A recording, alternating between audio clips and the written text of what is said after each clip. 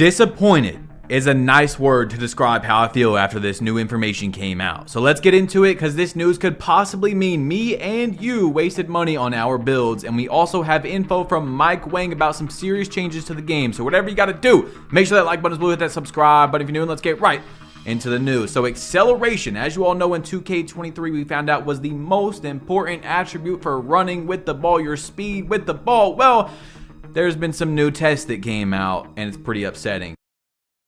First, I want to shout out PrizePicks for sponsoring today's video. PrizePicks is where you put your sports IQ to the test and can win up to 25 times the cash you put in. The NBA season is coming back soon, but for now you can do NFL, MLB, whatever you want, and all you have to do is click today's board. You're going to go over here and you pick whatever you want. Passing yards, rushing yards, sacks, does not matter. So let's say we pick Jared Goff and Jordan Love.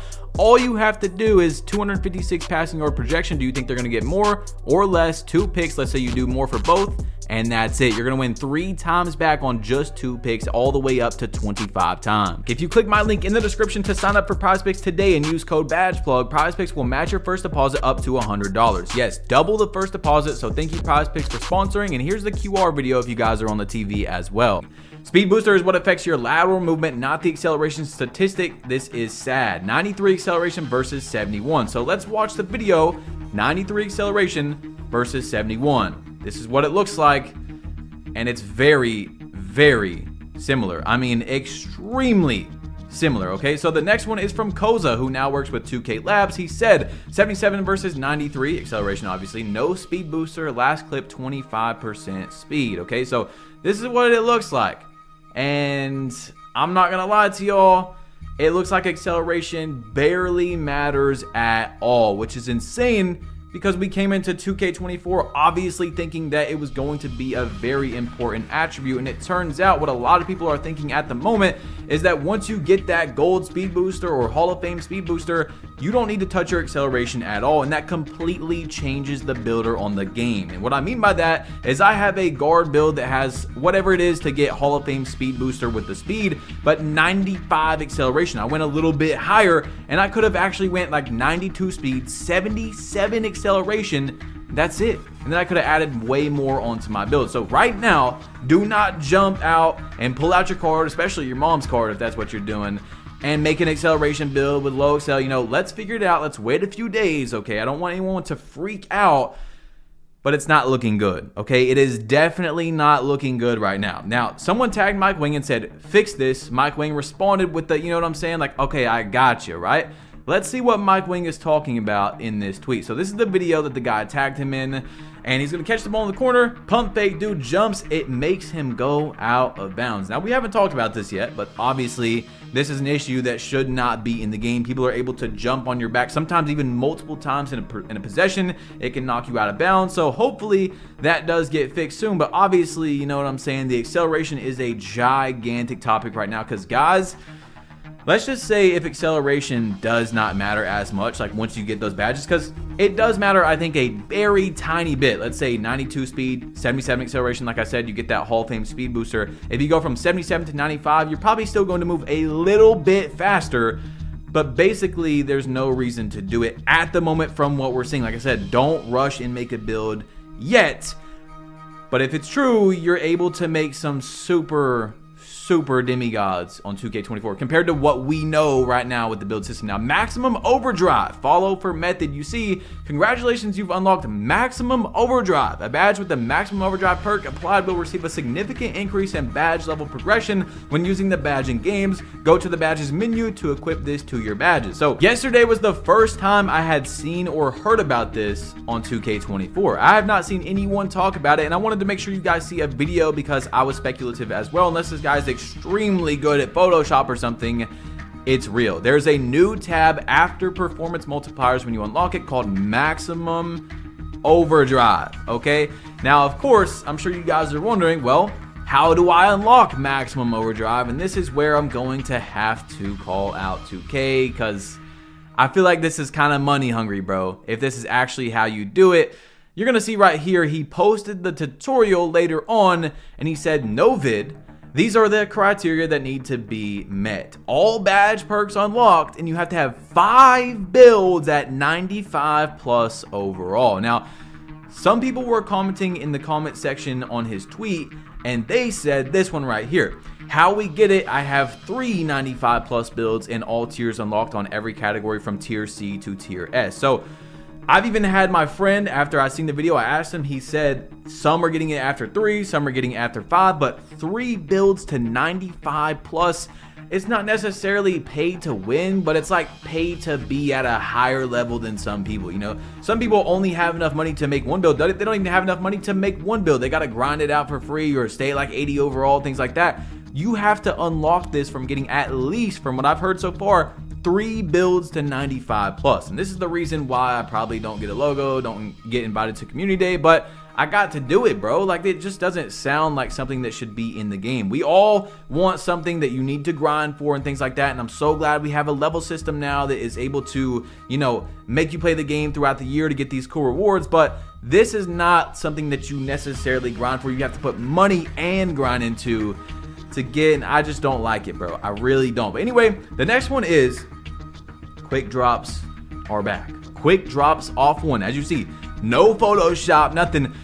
Quick drops off 1 are back. That is unlockable by hitting Superstar 3 or Starter 3. You guys know, man, if you're a 2K OG, you know why I'm saying that. But you're able to get quick drops off 1 still. Mike Wang said they were gone, but what I think Mike Wang meant when he said that is that the overpowered quick drops off 1, like the animation where you're able to fly from the free throw line and never get blocked, is gone. But we don't really know yet because not a lot of people have Starter 3.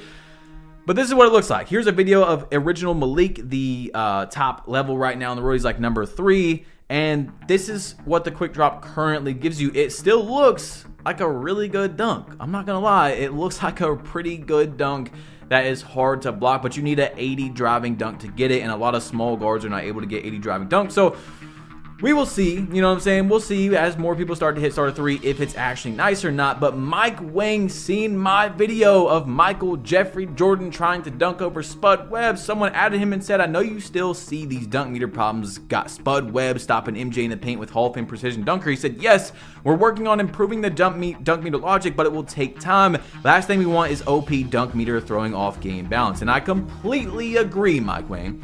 I love this response right here that you've seen it. You realize that's an issue. If you got Hall of Fame precision dunker and you're going up on Spud Webb, it's the exact same meter as if you have no precision dunker and you're going up on Dikembe Mutombo. Doesn't make any sense. There's a badge in the game that's supposed to give you a bigger dunk meter, and you don't get it. It doesn't fluctuate how it should. Obviously, if you're on a very small defender, it should fluctuate, versus if you go up on Dikembe Mutombo, it should be smaller. Things like that, depending on their size, position, and all that. So, although the game should have came out with this balanced, I'm glad that Mike Wang and the team are not rushing to get it out and making it maybe overpowered to where it's not balanced. Okay, so the next one is, what about my shot meter that magically developed a delay and subsequent extra speed yesterday? No matter what queue or release I use, my shot meter as of yesterday is completely unusable. Any word if this will be fixed? He said the shot meter change was unintentional and will be fixed tomorrow. Sorry for the inconvenience. So we've got a lot of, you know, weird things popping up, but I want to reward you guys for making this far. If you don't follow me on Twitter or anything, all you have to do to get 50,000 VC if you're playing on next gen and you have the battle pass is load up prehistoric gen. All right, that's all you got to do. Make a random build, load in, and claim the level 40 rewards. You will get 50,000 BC, and it carries over. Or actually, you don't even have to make a build. I know that now. You just load up into the game, hit the seasons thing in the menu, claim your level 40 if you have the battle pass, 50,000 free VC. So basically, it does pay for itself now. But of course, you guys know I'm not for the battle pass because I just have a very strong feeling this is the introduction, and in the future there will be pay to win things in there, which is unfortunate. So I asked Zach Timmerman, who works at 2K, so does a 99 strength power forward Hall of Fame brick wall not set screens as good as a 7-foot center with 99 strength? I said, let's say 6'9" power forward versus 7 foot. He said, all things being equal, height / weight, etc., same result. So your weight definitely does change. Let's say you have a 6'9" that's 220 pounds or 240, whatever, it gets 99 strength, but a 7'3" has like 280, and that's what you got on your 99 strength. You're still going to set bigger bodies, even though there's no attribute difference except for the weight, okay? So just remember that. Now, Simply Grinding went to Twitter, and he said, am I the only person who thinks your shot shouldn't speed up when there's a contest? Your shot slowing down when you have no stamina makes sense, but why is my shot speeding up just because there's someone 3 feet away looking at me? Guys,